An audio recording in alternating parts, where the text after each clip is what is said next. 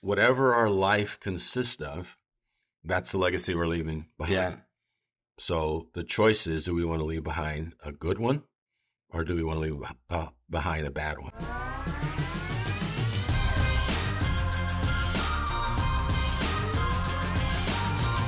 Hey, it's Harry And Carson, with the Pillars Podcast. real talk for real growth. Let's dive in.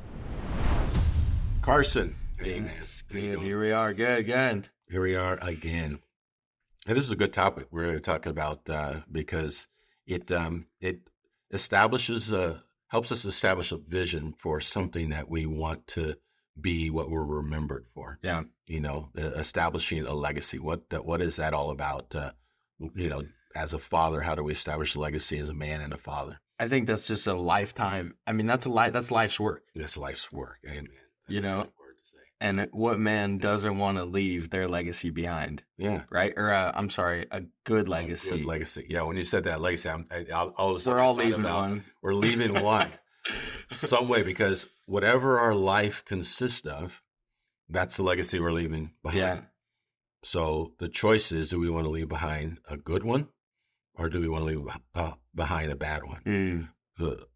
A bad legacy then puts a burden on everybody.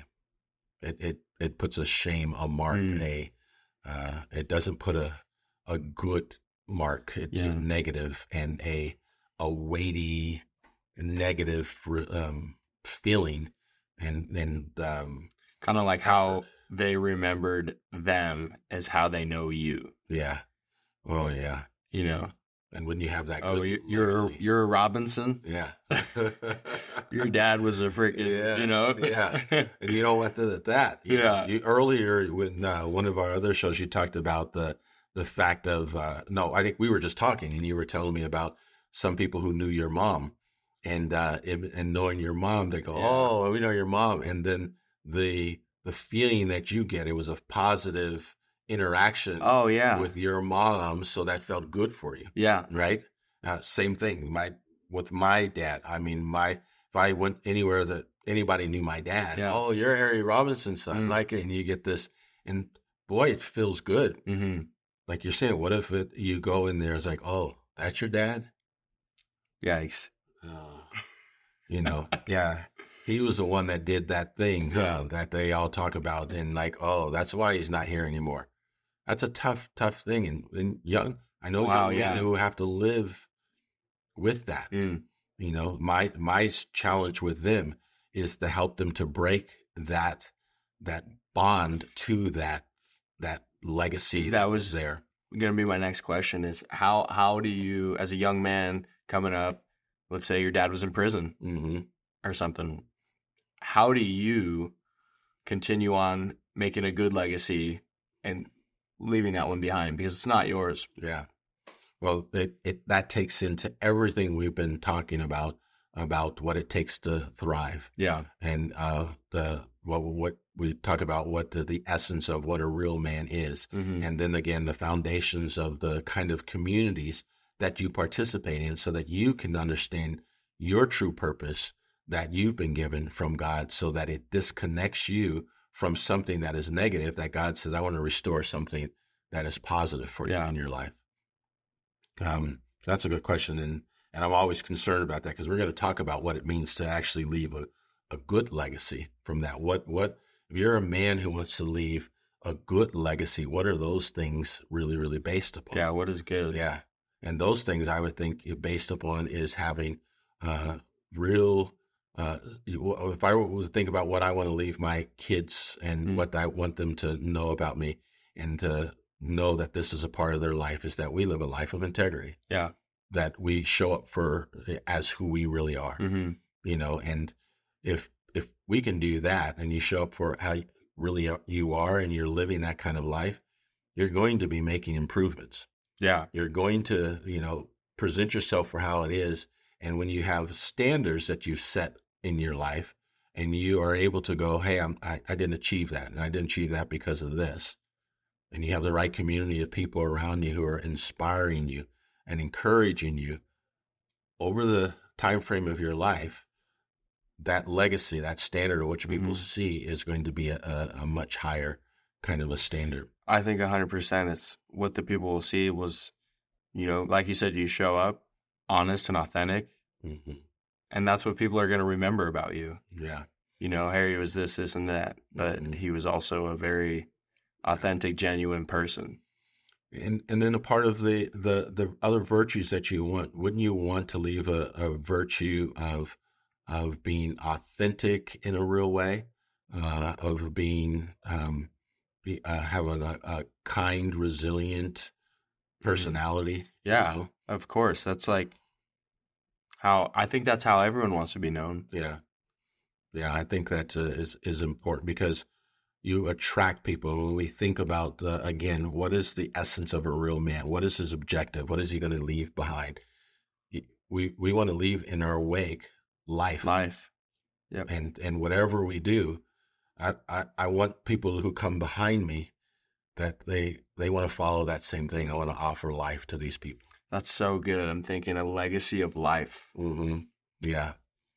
It's in my AI imagination of building, putting together a picture of life after me, this pathway of just blooms of flowers and fruitful things. And just awesome. That you go by and just like someone who's hungry, they can take a piece of this. Yeah. Someone who wants to smell something fragrant, they can smell that. Yeah. Someone who needs a stable path, they're walking on that path. Someone who needs their light to be illuminated and lighted, there's a bright shining light that follows that. That's idealistically what we want to leave behind. But in order to do that, we need to understand what are those specific things that I must do, that I must show, that I must demonstrate in my life. Hey, we're glad you joined us today. If you're resonating with the conversation, hit subscribe and stay in the loop. Got a question or a topic you'd like us to explore? Drop it in the comments. We're listening. And remember, the Pillars podcast is not just about talking.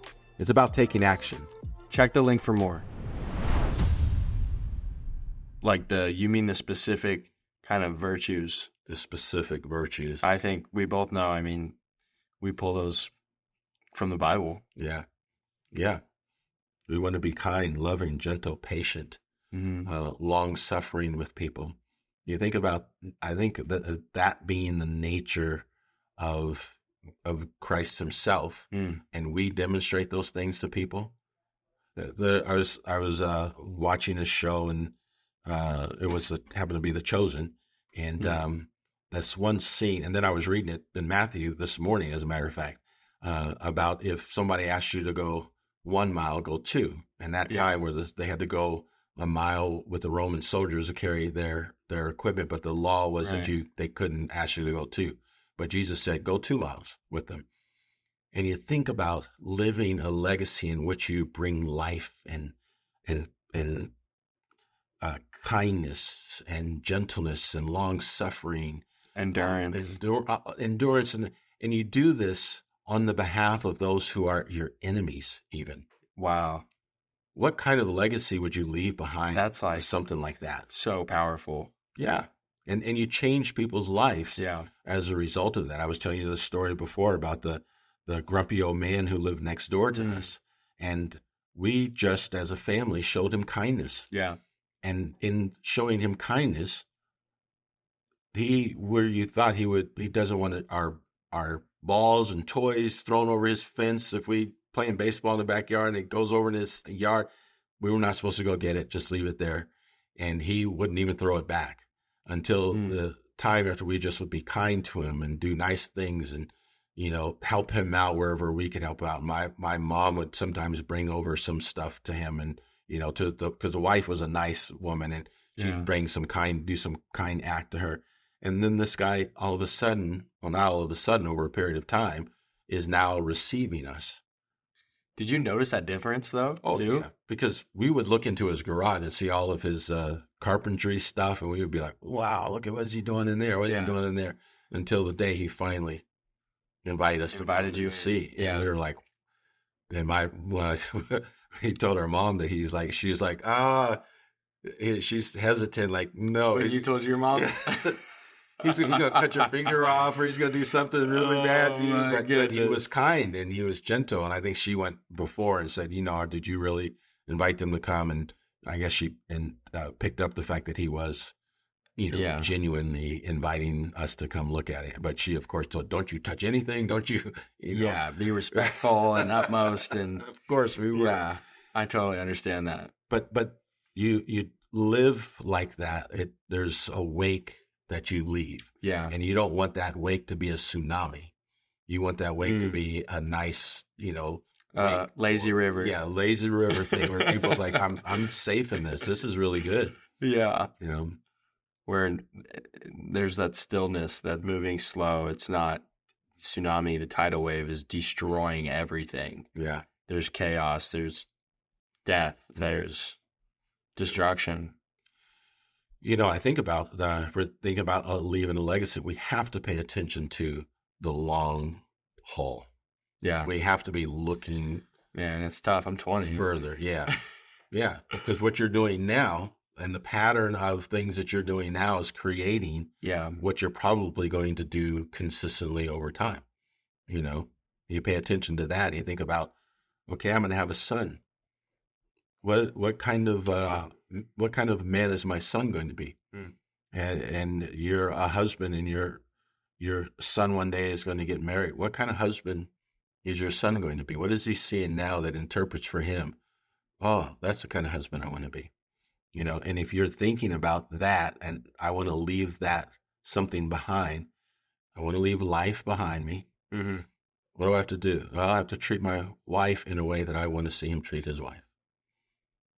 I have to give him an example of working hard, being a diligent worker. Right. I got to give him example of being responsible, taking responsibility for things that go good and things that go bad. I've got to get back up when I fall. I've got to show resilience, because do I want my son to be a quitter and give up? No, I don't. I want him to continue to try even when things get difficult, even when things get hard. You want to be a protector, provider, all those things that fall under it. Oh, yeah. Yeah, all those things that are the call that we are as men. And personally, I think so far, because we have this huge age difference, and I love that it's like that, because it's like the contrast. You are already probably halfway through your life. I might be more than halfway through. Or more. I'm trying to be respectful here. Thank you. I appreciate that.